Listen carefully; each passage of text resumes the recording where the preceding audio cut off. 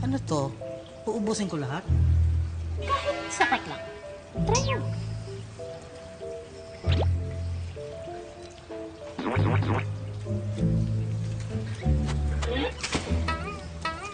Ay, ang cute mo naman. Ayun na, nangyayari na. Nagka-crush na sa kanya ang una nang nakatitigan.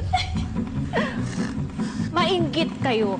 Magsisisi kayo dahil hindi kayo pumayag na kayo ang una kong pag-eksperimentohan. Isa lang yung naakit eh. May inggit na kami. Parang hindi. Totoo? Nagkakagusto sa akin yung babae dyan sa may pinto. Ewan ko sa kanya. Basta ang alam ko, ikaw ang crush ko.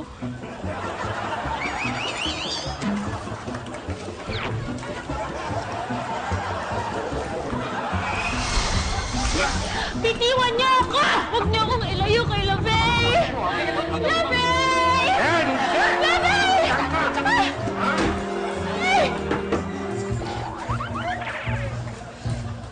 Pare, Ano mas nakapagtataka? Yung biglang may tumalong pataas? O isang magandang babaeng gustong magpahalik sa akin? At isa pa yung magandang babae dyan sa loob na nagkakra sa akin ngayon. pahingi naman yan, oh. Kahit isang patak lang. Sige na, huwag kang magdamot. Dalawa ang may crush sa'yo. Paano naman ako? Malaki ka naman eh. Ano yan?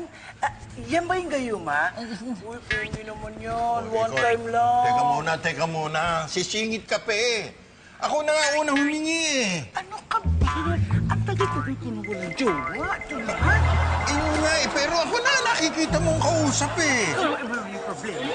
Ako, Oh, makakailangan na. Hindi naman dapat eh. one time lang naman. Ito naman, papa.